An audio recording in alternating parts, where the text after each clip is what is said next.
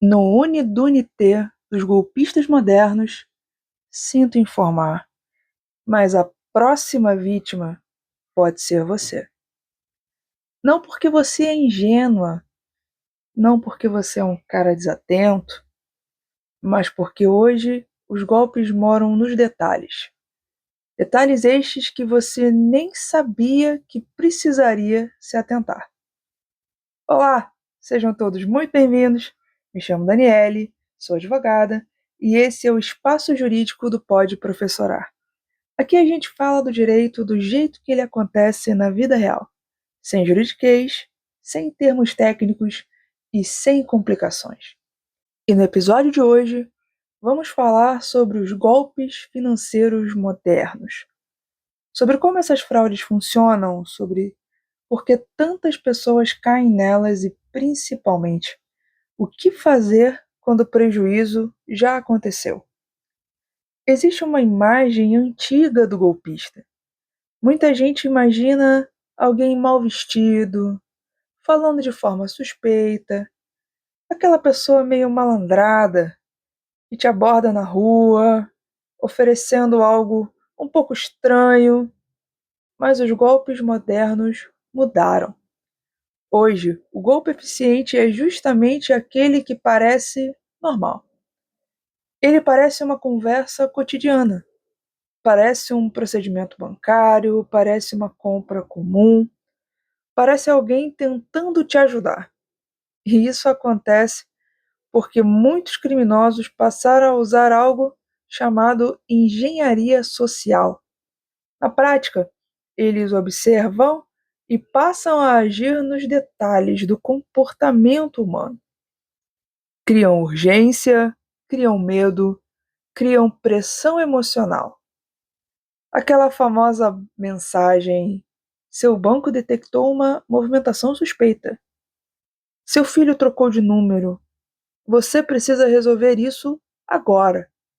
Se não agir imediatamente, sua conta será bloqueada. Percebe que quase sempre existe um elemento de urgência? Porque quem está desesperado pensa menos. E isso não acontece só com pessoas idosas. Atualmente, ninguém pode de fato dizer que está ileso a essas abordagens. Pessoas instruídas, jovens, profissionais experientes, empresários, qualquer pessoa pode ser manipulada emocionalmente em um momento de distração, seja por medo, seja por pressa.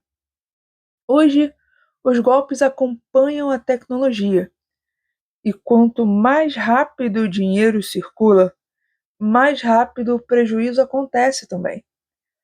Um dos mais comuns atualmente é o golpe do falso familiar. Quando a pessoa recebe uma mensagem dizendo: Oi, mãe, troquei de número. Já tentaram dar um golpe na minha mãe, inclusive, se passando por mim, dizendo que trocou de número e pedindo um dinheiro emprestado. A conversa continua ali normalmente. E o criminoso vai ganhando confiança realmente se passando pelo filho. Muitas vezes usando a foto do filho, o nome do filho. Conforme eu disse, quando tentaram fazer isso com a minha mãe, era a minha foto que utilizaram. Como conseguiram a minha foto, não faço ideia. Mas hoje em dia, no universo de redes sociais, a realidade é que praticamente todo mundo tem foto na internet, né? E a gente não consegue ter o controle absoluto sobre o que pode ser feito com essas imagens. Cabe sempre um ponto de atenção, inclusive, sobre isso. Outro muito comum é o falso atendimento bancário. A vítima recebe uma ligação, uma mensagem de alguém que se passa por um atendente do banco. Às vezes, os criminosos já têm o nome, o CPF, os dados pessoais desse indivíduo, e esses dados são reais. Quando eles te falam o nome todo, o CPF, você verifica que realmente o número é esse. Mas nunca se sabe exatamente como foi adquirido esses essas informações. Eles pedem confirmação de dados, solicitam transferências, solicita a instalação de aplicativos. E a pessoa vai, a partir do momento em que ouviu esse falso atendente dizer dados sobre ela que são verídicos, ela presume que está falando com o atendente legítimo do banco e ela vai seguindo as instruções, instalando o que foi pedido para instalar, clicando no link que foi pedido para ser clicado. Ela realmente confia. Só que esse tem sido um dos golpes ultimamente que mais pega dinheiro das pessoas. Assim como golpes que envolvem QR codes falsos, links adulterados, comprovantes falsificados de compra. E não podemos esquecer de um golpe que cresceu muito ultimamente, que é justamente o golpe das maquininhas adulteradas. Às vezes é uma maquininha com o visor um pouco quebrado, às vezes o valor aparece meio rápido ali, não dá tempo de verificar ao certo. Às vezes, na hora da aproximação, cobra-se um valor diferente daquilo que foi informado ao cliente. A pessoa acredita que está pagando R$ 50 e percebe depois que, na verdade, pagou 500. E talvez 500 nem seja o menor dos prejuízos. Eu já advoguei um caso de que a maquininha deu erro, não passou a compra, não aprovou a compra, e a cliente foi embora realmente achando que, simplesmente não passou a compra. Mas essa maquininha, ela clonou os dados da cliente e literalmente limpou a conta bancária dela em mais de R$ 3.000. Muitos desses golpes acontecem em momentos de distração. Esse caso, por exemplo, que eu mencionei, era um vendedor ambulante.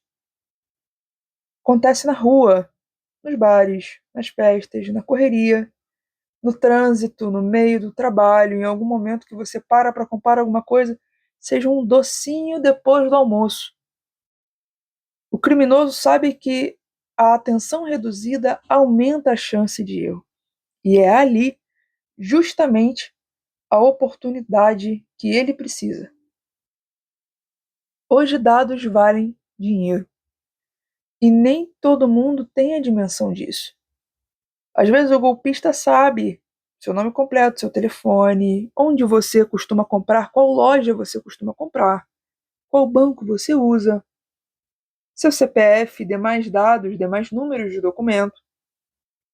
Isso cria uma falsa sensação de legitimidade. Como eu disse, a pessoa recebe uma ligação que se passa pelo banco e a partir do momento que esse falso atendente fornece uma informação que é verídica, pronto, todos os sistemas de atenção parece que são desligados. A pessoa relaxa, acreditando realmente estar falando ali com um profissional de bem.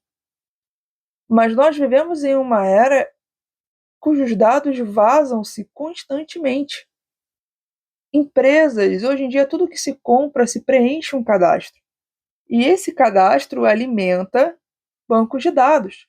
A forma que a gente usa uma rede social alimenta um banco de dados que a gente chama de algoritmo, que é aonde ele passa a conhecer o seu padrão de pesquisa, seu padrão de consumo, os lugares que você frequenta, as pessoas que são mais próximas de você, que você interage mais.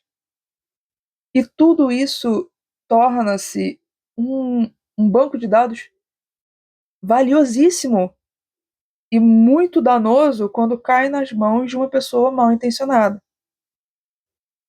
Todos esses dados girando no mundo cibernético ao mesmo tempo tornou os golpes mais personalizados. Os criminosos eles realmente conseguem construir narrativas convincentes. E agora existe ainda um agravante sobre tudo isso, que é a inteligência artificial. Não são apenas mensagens aleatórias ou simplesmente textos. Atualmente existem golpes que clonam a voz da pessoa.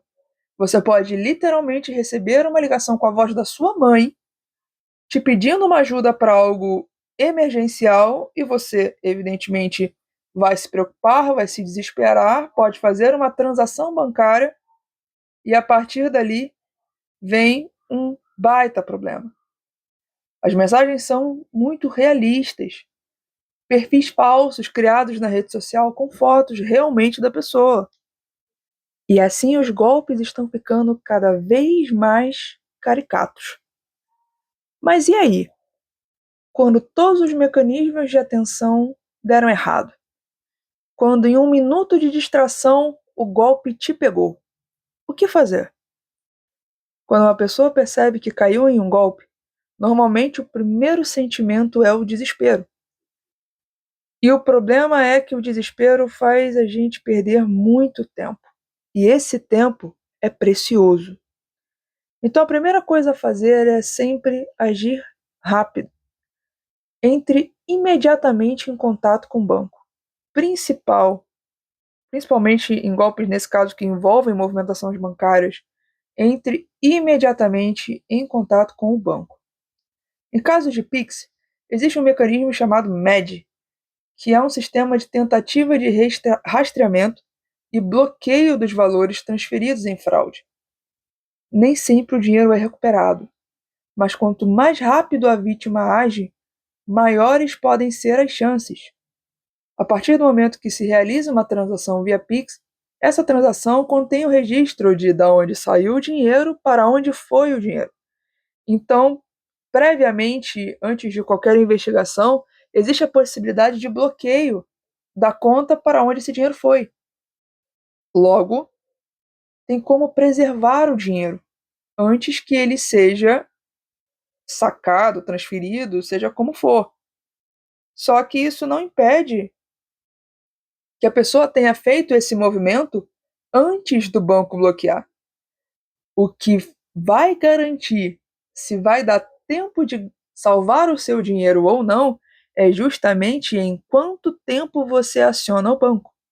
Por isso que eu estou dizendo, é muito natural que haja o desespero, é muito natural que haja a raiva, é muito natural que a pessoa entre em um estado emocional que atrapalhe a sua tomada de decisão.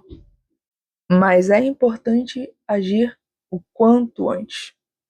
Primeiro contato precisa ser o do banco, quando estamos falando de golpes que envolvem, evidentemente, transações financeiras e coisas que envolvam desvio de dinheiro de conta e golpes dessa natureza.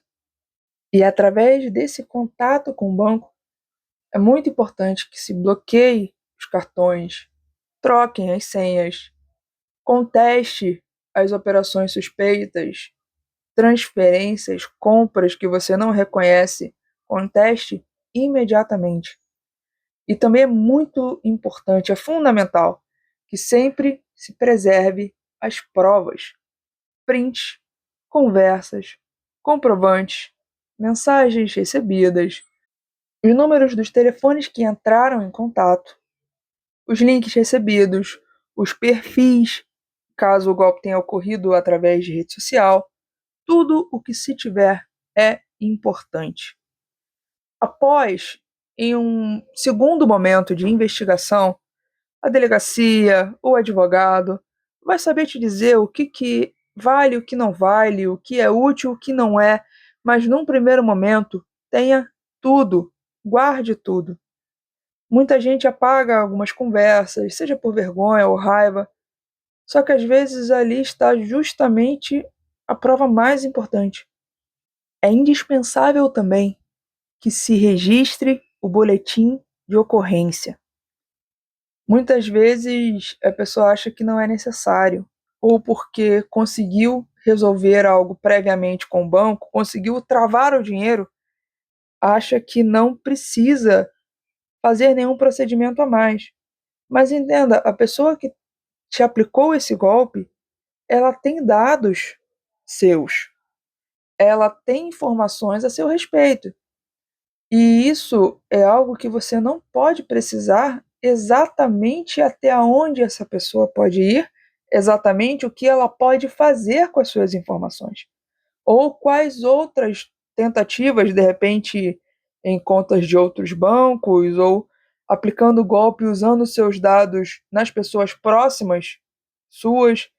Existem muitas possibilidades e essas possibilidades não tem como garantir até que ponto esse golpe aplicado uma vez seria usado só uma vez.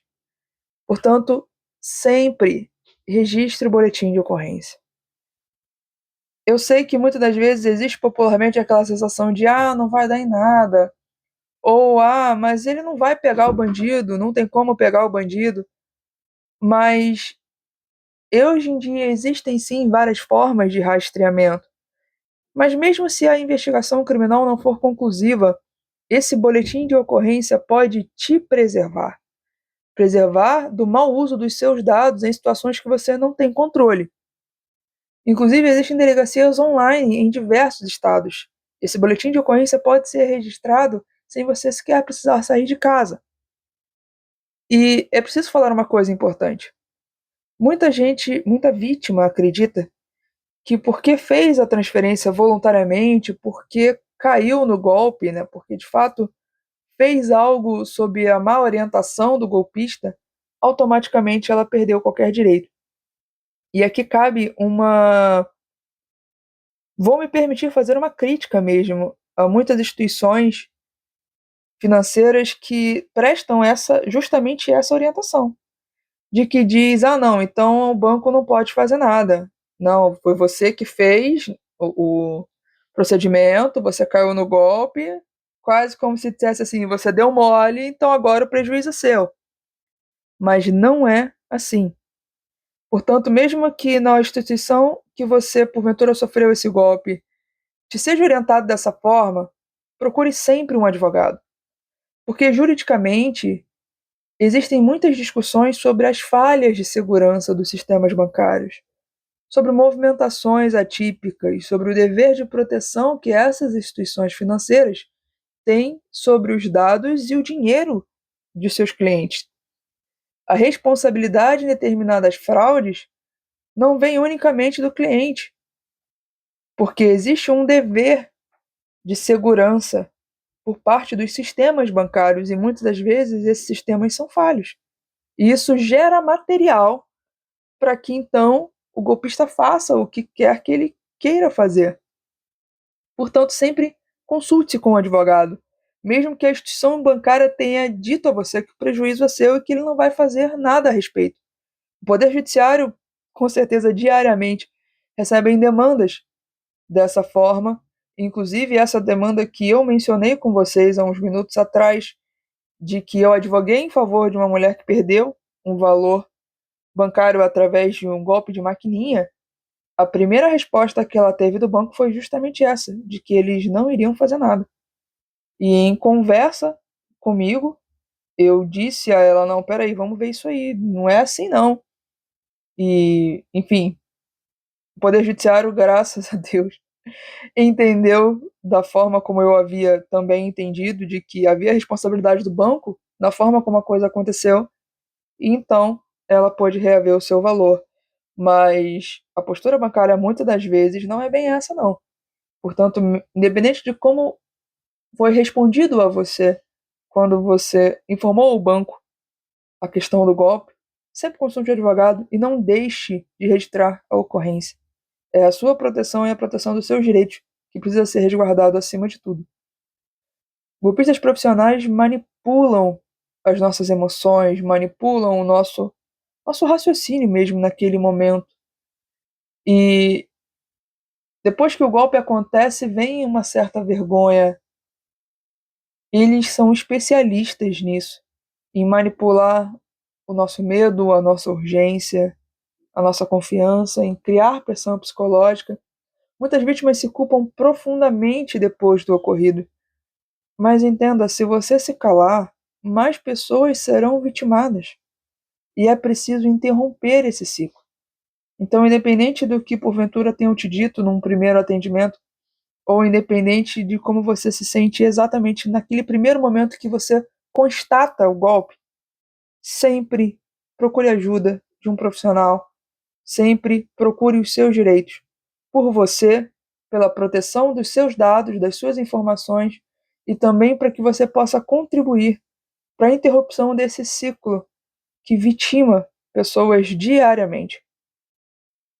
Nessas ocasiões, toda desconfiança saudável é bem-vinda e pode evitar grandes prejuízos.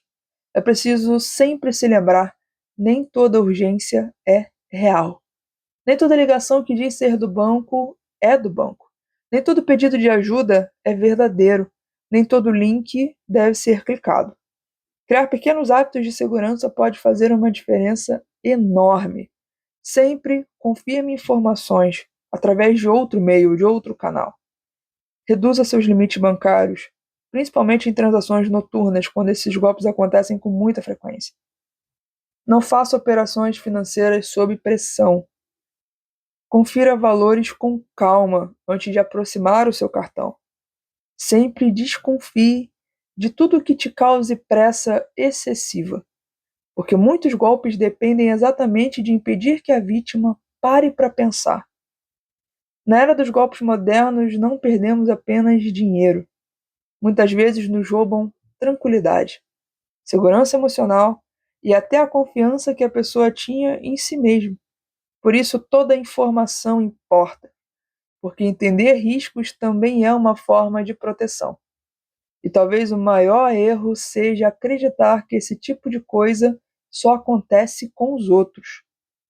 Eu espero que esse episódio tenha te ajudado não apenas a identificar alguns desses golpes, mas também a entender como agir caso algo assim aconteça com você, com os seus, com as pessoas que estão próximas de você.